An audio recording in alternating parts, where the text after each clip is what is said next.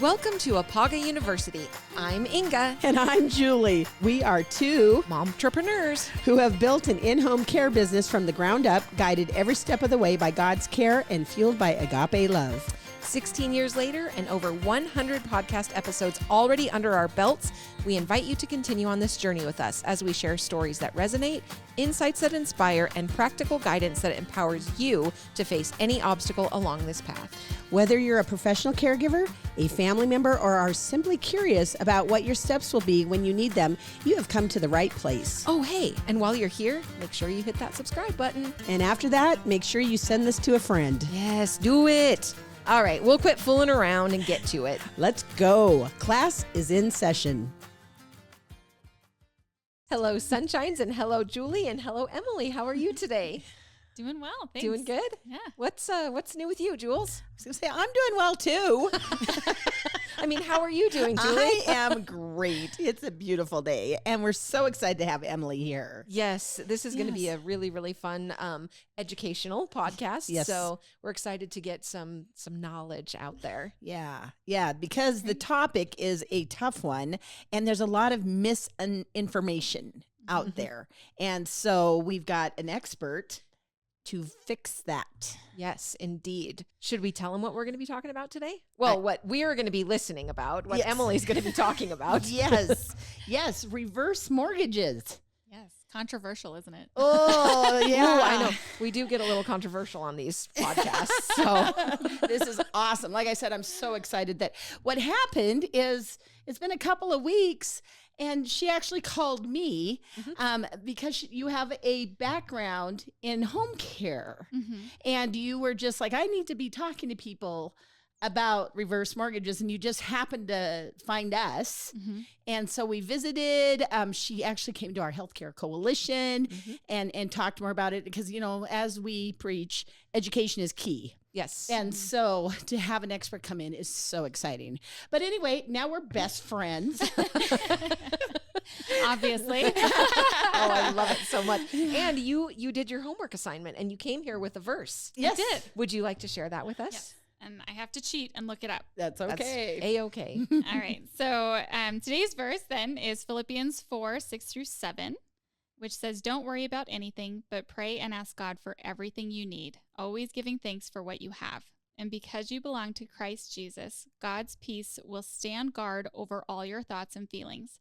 His peace can do this far better than our human minds." That is Love it. amazing. So true. So true. So incredibly true. I do find that if ever my mind starts to spiral out of control, I just say, hold on a second. I have a guy. I know a guy.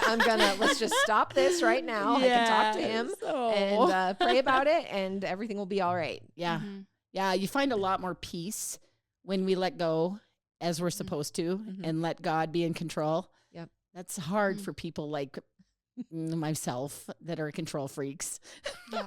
Well, I find it just takes pressure off of me because I'm like, I could make the worst decision possible, but God's greater than that. Like, it's not about me and what I can do. Like, he can fix it and use it for good. And I just need to trust in that. And it just, takes all the weight off of me. Oh, yeah. Did you find that, like, were you always built that way, or did maturity get you to that point? Because I know that my younger self, it was very, very hard to ever let go of or trust in. Yeah. Things like that. You want to have so much control over it, and you feel like if you're not controlling it, there's no way that it's going to, work out or whatever. But I wonder how people get there. Were you always that way, or did it take time? Oh, it took time. I grew up in the church, but I didn't actually start reading and studying the Bible till my early 30s when I needed it. I was in home care. I had nowhere to go but God. So that was a time of a lot of prayer. And he's just revealed so much to me. And it's just a really good reminder, we all need prayer, and God listens to even the small things going on in your life. He cares about it all. And I just love it. Yeah, that's awesome. What about you? When did you decide to you let go and let God? I, as well, still just recently. I try every day. My quiet time is from when I leave my house to I get to the office, and I try to have that as a prayer day to get my day started that way. And I'm always saying, put me where you want me. And let me be the person you need me to be, or other people need me to be. I have quit asking for patience, because what he does is put you in situations where you must learn patience and tolerance. So I quit asking for that. And I'm trying to do a workaround with him and say, hey, just so I know he's on to me. But yeah, it's been a lifelong, you know, for a while there, I stepped away, as I think we do in our early 20s, and think we know everything, and then realize, you know, I'm going to possibly crash and burn here. And it's time to go back to my roots. And that always helps when you have a praying mother and, you know, people that are always your moral compass. And so... Yeah, and I did hear an interesting thing last night. I listened to lots of podcasts and stuff, but they were talking about that scientific studies have proven that we learn the best through testing. And I think that's so applicable to how God works. So often we go through these tests, and it makes us stronger and better, but it also forces us to rely on him and his goodness and see his works, because, you know, we can't do it all. I love that. And the other thing is no matter what the challenge is or the test, like you're saying, is we're supposed to just immediately stop and ask him for guidance, instead of like what I usually do is just roar in there and try to be a fixer. And you're supposed to stop and say, ooh, this is kind of icky. I need you to help me. And so many people can't or won't stop. To ask for that. It's a lot of reacting versus responding to things. So you just immediately want to react instead of slowing down a little bit. And, okay, how do I need to respond to this?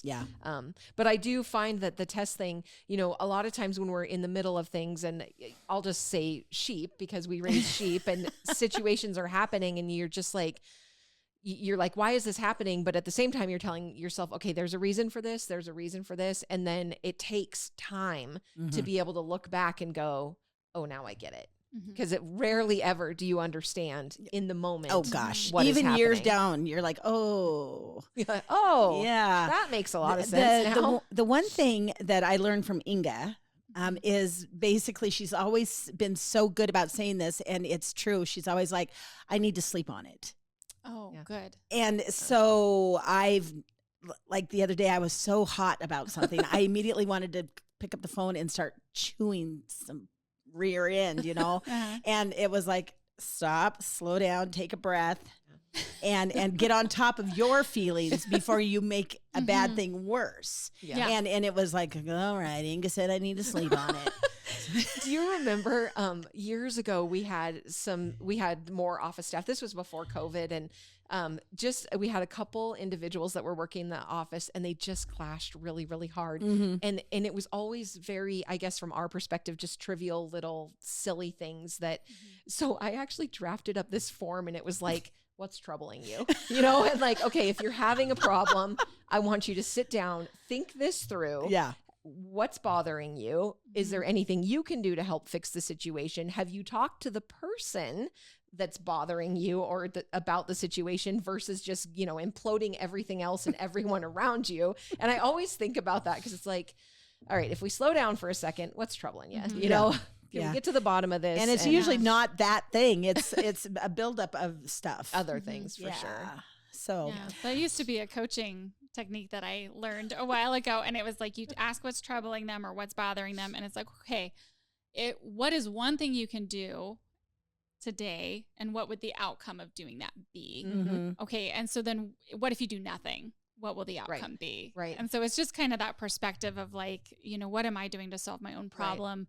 And sometimes you get so stuck in the moment, you can't take action. And, you know, it's that perspective of, well, if I do nothing, it's just going to continue. So I better try something to make it better. Absolutely. I love that. Well, and I've encountered sometimes where that whole sleeping on it, I have to do nothing right now.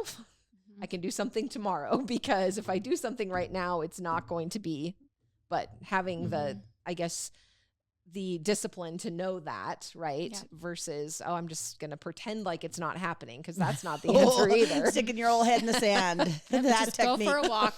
That's, Oh yeah, Go walks for a are walk. good. Walks are good. get some oxygen, let the light shine on you. Yes. Just don't even listen to like music or take your phone. Just go for a walk. Yeah. True. I True. do a lot of times have where if someone is kind of sharing their troubles or their woes, or everything is bad, and I just say, have you gone outside today? Have you let the sun shine on you today? Mhm. Go do that, Mhm. and then talk to me. Yeah. So. Well, obviously that was a wonderful verse, because you nailed it. Knocked got it out of us the park. onto a tangent of goodness. So let's get down to the meat of why we have you here. Yes. And I think we're just going to let her have the table. Yes, I think a formal introduction. So she is a loan advisor for reverse mortgages, but I'm assuming not just reverse mortgages, Yes. all things. All mortgages. But I get really passionate about reverse mortgages. So I've been in the lending realm now for about 5 years. So I stepped out of home care. I stepped out of senior care. It honestly kind of wore me out. I told Julie, I'm like, I couldn't hang in that world anymore. I was tired. So this opportunity came up for me to work in mortgages. And so I stepped into that about 2020. And so it was like drinking from a fire hose, because we went through COVID, and there was a part of me that was like, oh, thank God I'm not working in senior care in the middle of COVID. Well, it was fun. Yeah. And then I'm looking at the mortgage industry, and I'm like, wow, this is like the easiest industry ever. Like, it's just flowing through the door. And everyone kept telling me, like, it's not normally like this, I'm an old soul, so I relate a lot to seniors. I love learning where they're from and what they've done with their lives. One of my first jobs was working in an assisted living, and I met some of the most incredible people working there. I met professional ball players, people who had developed mathematics curriculum. I went to college in a hall that was named after one of my residents. Like, it was just so cool. So I have a huge respect for seniors. And then, at a young age, I learned how much they paid to live in a place like that. And I also looked at the care they were getting, and I was like, really? Like, that seems really expensive for what's going on here. But anyway, I digress. You have to keep reining me in. I will tangent all day long. So reverse mortgages, obviously, I did the training on it, and I went up to my branch manager at the time, and I said, so I just did the reverse mortgage training. And he's like, yeah. And I said, I'm so jazzed about this. Like, let's go. I want to do these loans. And he's like, nobody gets excited about reverse mortgages. And I'm like, well, I am. I think I want to specialize in them, because I feel like people need to understand not just the loan product and understand how to do the loan and explain it to people, but I also feel like seniors need to actually understand what these are. Because when I was in the senior care realm, I did have partners who did reverse mortgages. They tried to explain it to me. I didn't quite understand it. I just knew it was a way that people could possibly afford like private pay and home care, or it might be an option to afford, aging, just the cost of aging. I mean, it is costly to have a good end of life. So that's really what I've honed in on. I'm finding I'm one of the, there's maybe 2 of us up here in the Valley that do reverse mortgages.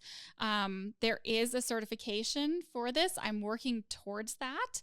But I found everyone that has that certification in Montana doesn't live in Montana. Oh my gosh. Wow. So I'm like, how fun of an opportunity is it that I can be a local specialist that can meet with people and understand what they're going through. Oh, wow. Yeah. Well, and I love the perspective, the home care perspective that you bring to it, because even at the meeting you were talking about going out into the field, being able to relate and recognize to the situations that people are in, because you've seen it from a completely different perspective. Yeah. So that's a big part of my approach, especially locally. I mean, I will drive to Missoula. It's like a 2-hour drive, but I will go meet someone at their house. And part of that is the home care part of me, where I'm like, I don't want to be in the office. I'm not meant to sit in front of a computer for 8 hours. So I will drive down and meet them in their home. For one, it's their own setting. A lot of seniors don't really like to travel. So let's keep them there. But then also it lets me put eyes on the situation, because as you know, I think it's 88% of seniors want to age in place. Yeah. But sometimes you get to their house and it's like, yeah, you probably this isn't really a realistic, Right. you know, expectation, or it's not safe. And so, for one, it lets me look at the house to see if it is actually going to be a good plan for that person, or if I need to have a more realistic conversation. And then also it allows me to see the home and see if it will even qualify for this type of mortgage. Because a lot of these reverse mortgages are FHA loans, they're government backed. And so, the home has to be in a certain state for them to lend on it. So like if there's peeling paint, a lot of times that needs to be fixed before. One of the first leads I had on a reverse mortgage, I didn't go to their house, and the appraiser went out and there was a hole in their front porch. Like that has to be fixed. It's all around safety. If there's no railings, you need to have a railing installed, so it allows me to set that expectation of, you might have to do these things before we can get started on this. Right. That's huge. When I do a home visit, as you did when you were in home care, we have a safety assessment sheet in our packet. And I don't use that unless I see issues. And then I use it as my excuse to say, oh, here's another form I have to fill out, because somebody might have hoarding tendencies or a hole in their porch or things that we can say that really needs to get fixed as soon as possible. One of the places that I usually go is the bathroom, because the bathroom is a big, big problem for a lot of people. And, even to the point that is the door wide enough to get a walker through it, so I can appreciate that they're very similar that way. So I find it interesting that mortgages and insurance and all that is not my game, but there's so much commonality that I never ever would have put together prior to this. Yeah, absolutely. So walk me through kind of the process. Do someone calls you and then what happens? Yeah. So the great thing about reverse mortgages is it's meant for the more senior population. Majority of one of the majority requirements is they have to be at least 62 years or older. There are some proprietary loan products that'll be 55 or older. So, I'm working with people who, again, have a lot of life experience. They've usually owned their home for a long time. So this is not their first walk in the park, know. So usually they've researched reverse mortgages a bit. They have an idea of what they want to use it for. So that's really great. So I get to talk to them about that and really understand their goals and if it's an appropriate product for them. Sometimes it's not. Reverse mortgages aren't for everyone. So usually it's very similar to like a purchasing agreement or that process where I do a loan application. So I gather some basic information. So usually on a reverse mortgage, I gather, their name, their date of birth, and their house. And from that, I can tell them how a reverse mortgage might be structured, how much equity they're able to access, and if it even makes sense to do the next step. So basically from there, if we move forward, I give them a proposal, which gives them, these things are like 65 pages. It's kind of, I'm like, yes, people who, this can be very confusing. It's like, here's all this stuff to read to make it less confusing, but very overwhelming. And so before we're able to even move forward though, every reverse mortgage, you have to do counseling through a third party. So there's reverse mortgage counselors that are approved through HUD. And so that's usually the first step is someone has to get that counseling. You're trying to just make sure that they totally 150% understand what they're getting into. Yes. Because what you have found, and you've given examples to us at that meeting we were at, where give us just tell everybody that one example where the family was paying so much a month. They just had no comprehension of what they really were paying. Yeah. Absolutely. So a common misconception, first off, is people think if I get a reverse mortgage, it's like I no longer own my home, right? I'm selling my home to the government and then they could foreclose on me. But in return, I get money every month. And that's just not accurate. With a reverse mortgage, it's still a loan against your house, just like a forward mortgage. So you still own the home. You just have a lien against your property. So that's one big misconception. I had a couple come to me because they had a reverse mortgage and they'd had it for 10 years, I believe. They'd been pulling on this, and at this point, they're in their late 70s and early 90s. And so they wanted to see if they could refinance it, because you can refinance these, and it makes sense to refinance it if you can access more funds or, depending on the situation. So I had looked at it and I'm like, okay, yeah, we can't refinance this. It doesn't make sense. You're almost out of money because you've been pulling on this for 10 years. Mm-hmm. And, they did not understand how the interest rate worked. They didn't understand how they had structured it. The cost, they were pulling $2,500 a month out of their home equity to help supplement their monthly income and live, which is quite a bit. I didn't really get into the nitty gritty of how their lifestyle was, but I'm like, that's quite a bit of money combined with Social Security for two people. Like, what are you guys doing?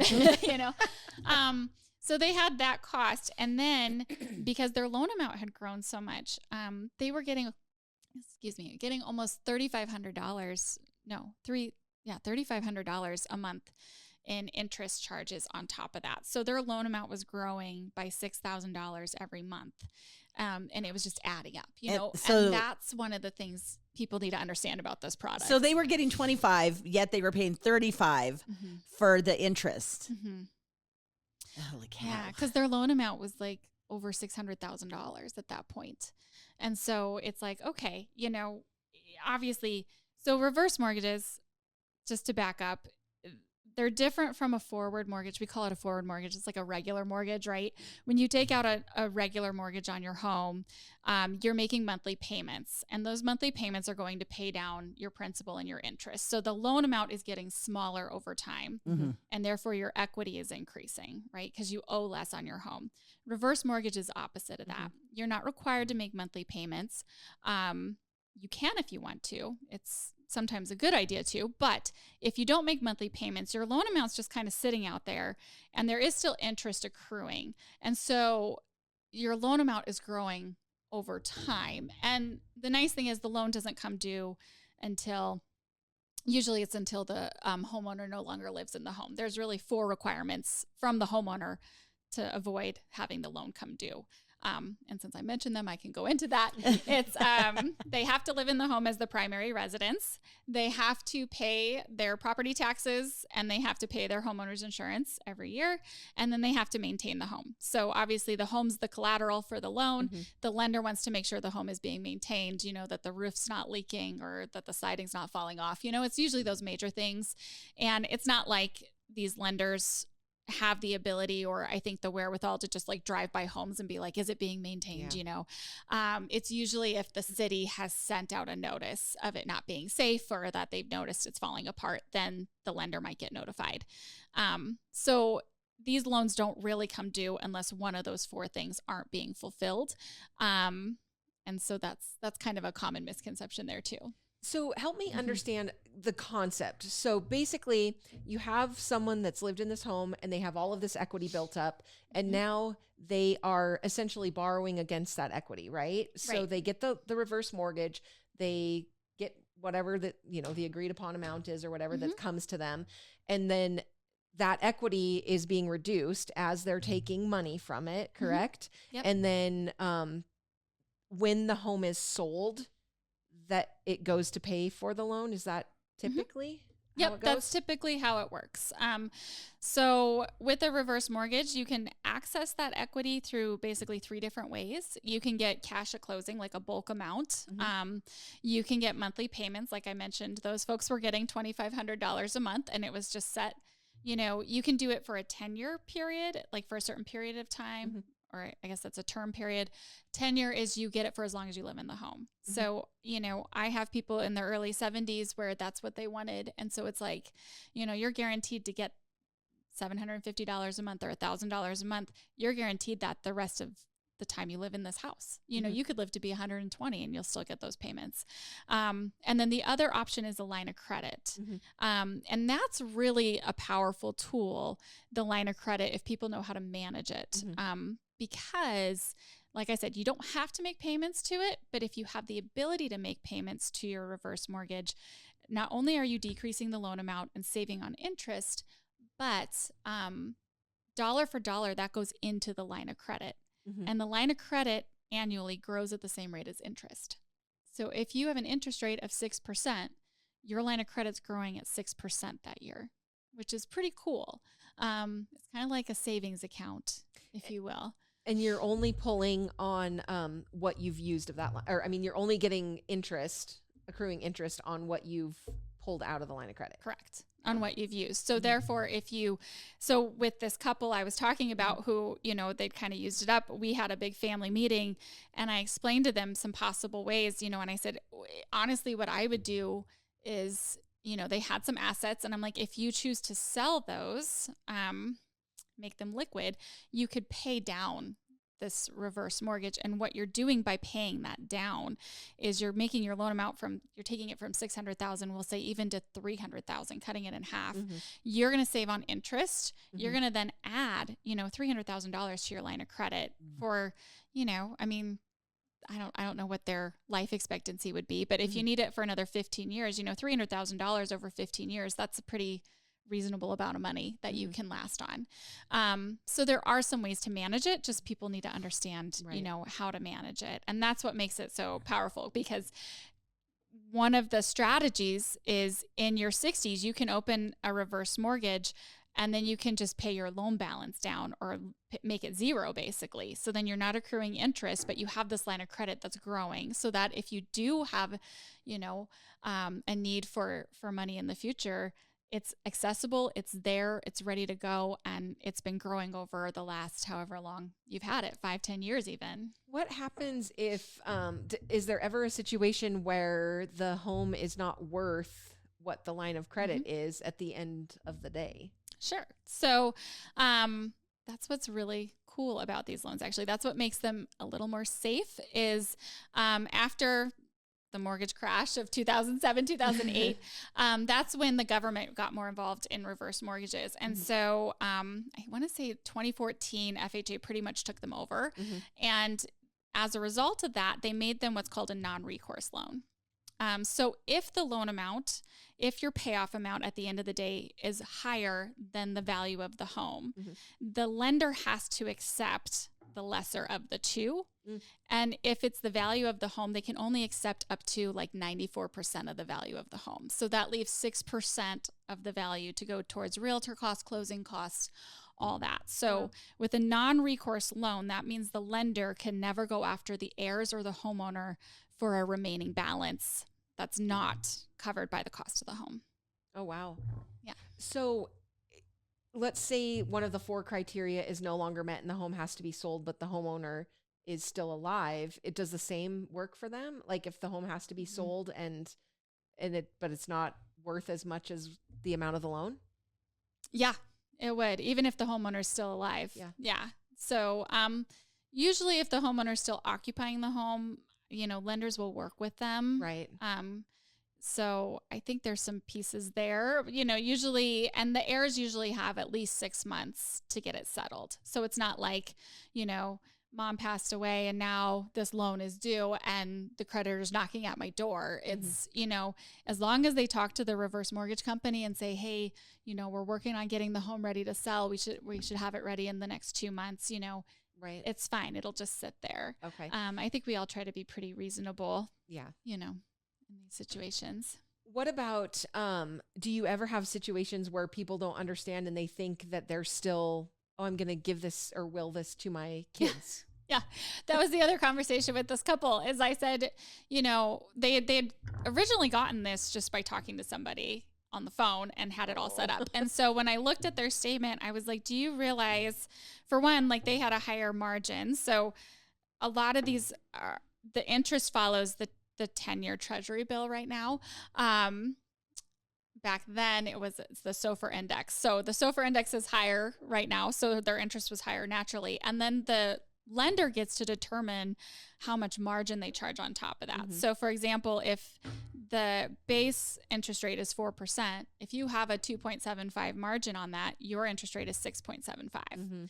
And that's what these people had. And I'm like, I've never put anyone in a 2.75 margin. That's just a little high for me.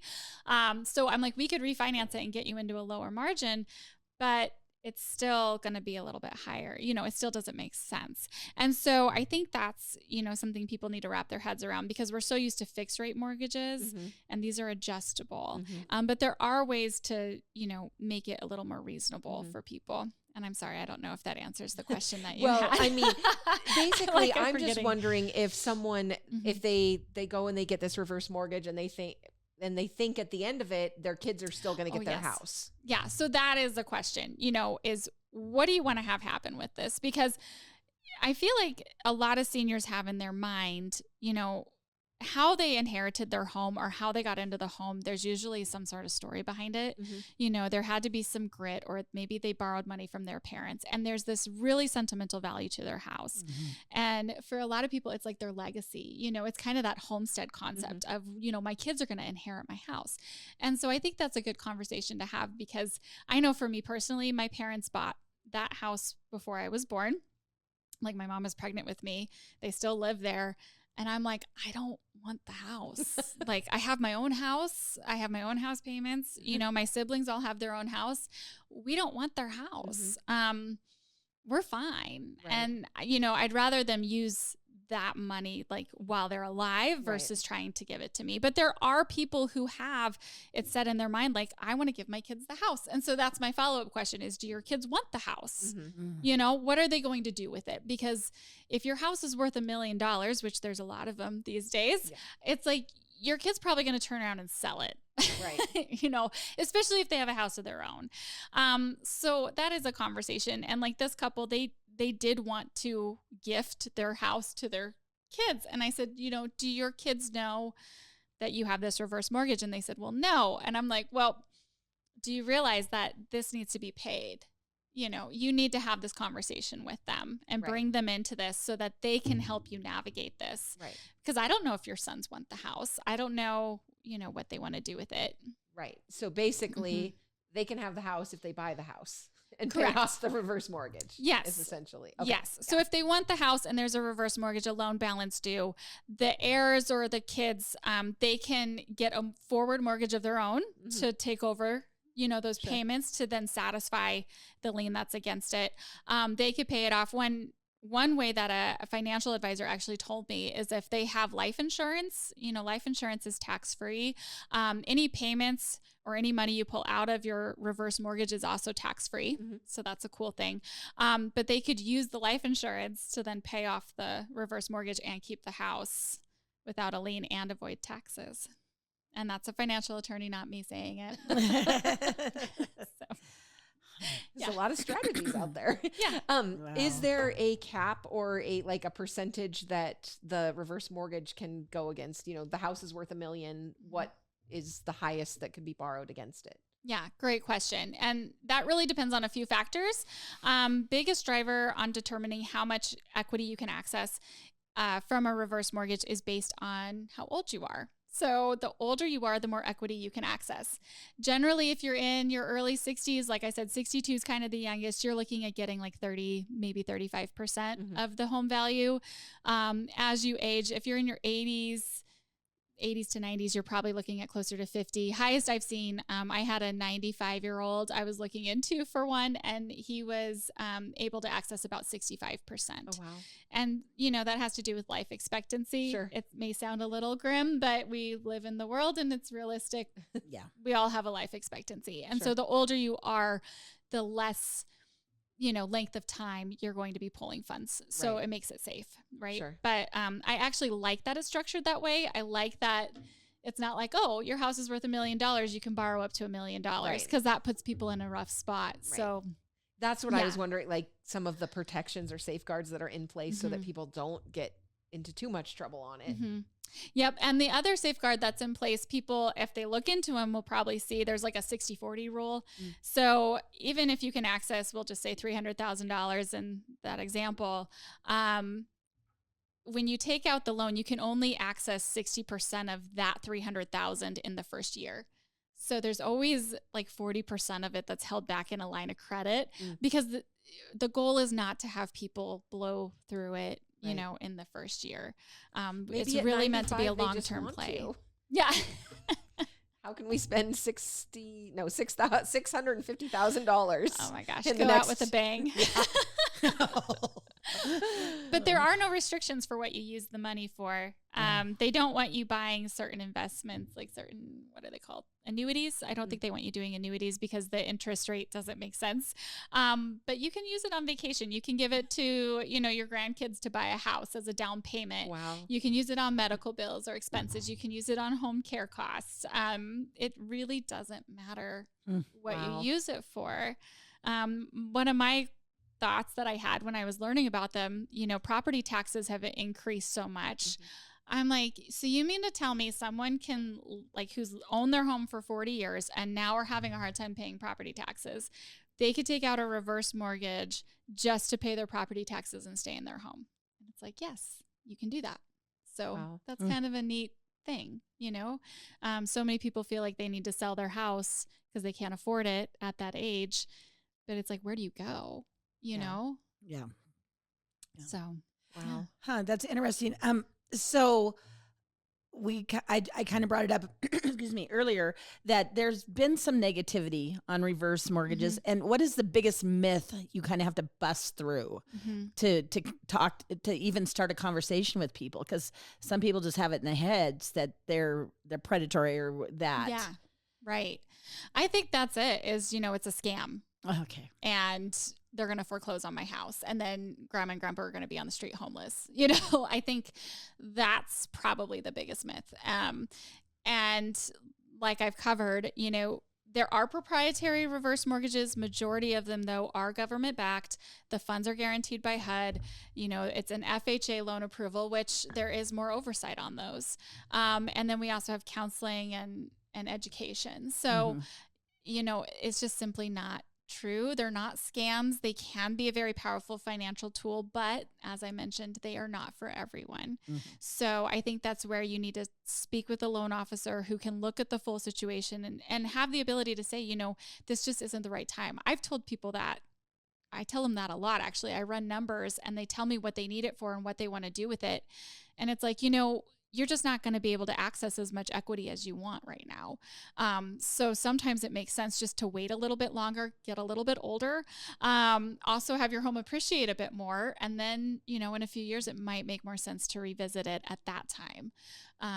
So it's just really educating yourself around it. And I will mention, because I haven't mentioned it yet, and I feel like it's important, one of the downsides of these loans is there is a hefty upfront cost. With FHA, they require usually 2% of the home value as upfront mortgage insurance. So in $1 million home, that's $20,000. It's pretty hefty, right? And so usually when I talk to people, again, it's their long-term care planning. How long do you plan on living in this home? If it's less than 5 years, it's probably not a good product for you. It probably doesn't make sense to pay that upfront. But that upfront mortgage insurance, it ensures, first of all, incentivizes lenders to do these kind of loans.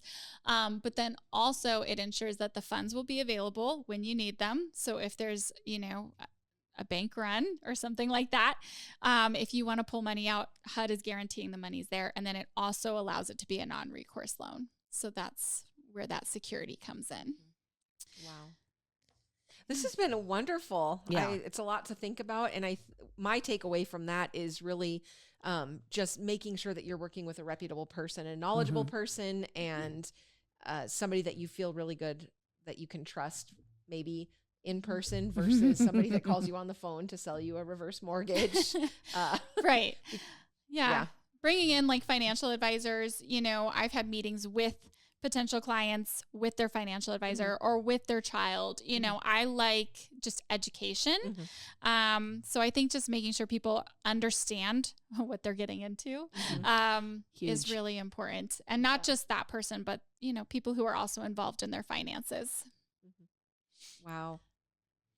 Anything else, Julie? I can see the wheels kind of turning. It's hurting my head, to be honest. There's a lot going on. And I'm just like, I'm going to need more than a financial advisor to be there with me to understand all of this. Yes. I mean, there's inflation and things are getting more expensive. And when you're on a fixed income, it's kind of like looking at your options. If it's between liquidating, stocks or 401ks that you have, if there's going to be penalties or anything to pull that out, or if you have a high tax. Like I just finished up a reverse mortgage for some folks. They're doing a huge remodel on their home. It's going to cost $200,000 to do this remodel. It's a beautiful home. I'm excited to see the finished product, and they're well off. And when he did the math, he's like, I'm going to end up paying more in taxes if I liquefy some of my assets to pay for this remodel than I would in the upfront fees to do a reverse. Oh, wow. And it was like, okay, this makes sense. Let's do it. That's awesome. So, there's definitely some strategies, but it can be a very complicated subject. So my job and my goal is to just try to simplify it and really come alongside that person and that family and make sure it's appropriate. Wow. That's wonderful. Well, I'm very glad that you stumbled upon Julie. Yeah. Thank you for having me. I love this type of session because I learned so much from it. And so, that's great. Thank you so much for being here. Is there any last parting things? Yeah. Did you have anything that you didn't cover that you need to make sure we know? That's a loaded question. I know. There's a lot we need to know, I'm sure. We could about talk life all in general. day long. I don't think so. I'll probably think of something tonight when my head hits the pillow. Oh yeah, darn it! I'm gonna go. Oh no, someone's gonna think I'm being dishonest because I didn't talk about that. But I tried to talk about pros and cons and misconceptions. And that's so huge. I think I got the bulk of it covered. Nice, very good, very good. And so with our parting words, we always do a grandma saying. Mine actually today is in the limelight. And the real meaning is in the 19th century theaters using a limelight, a bright white spotlight to light up the actors. So basically, when you're in the limelight, you're known as being the center of attention. So you were in the limelight today. As a middle child, this has been kind of difficult. I've always been a wallflower, so thanks for pushing me out of my comfort zone. It is so funny. I can just BS with anybody all the time. I've never known a stranger. Yeah. And then when I call somebody, I go, hey, I really think what you do is so interesting. We really need to get you on a podcast. And people just immediately freeze. They're like, I can't do that. I'm like, come on. You're just visiting with Inga and myself. It was very scary when we first did it. Well, a couple things happened. We thought we were just going to be, on radio, right? But then it turns out we've been videoed the whole time. So there's that.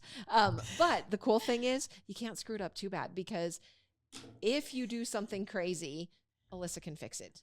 She has fixed me several times. Julie, you can't say that word on air. It's a family show.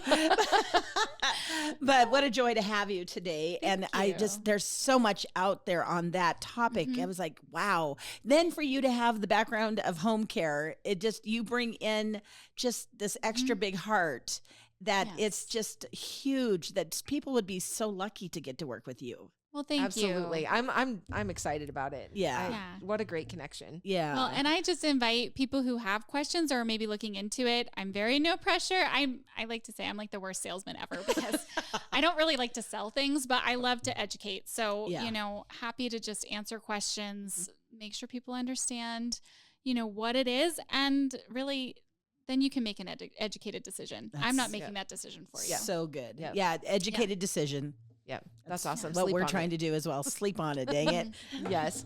Well, thank you for joining us on Paga University podcast. And listeners, if you have any verses that you'd like to share with us, if you have any good news stories or any grandma sayings, please email those. You can do it to julie@apagahomecare.com or inga@apagahomecare.com. Topics as well. If you think you want to be a guest on this, we will take you or we'll find you and put you in there. Kicking and screaming. Yes. That's awesome. Thank you so much. Peace out, Girl Scouts. Have a good day.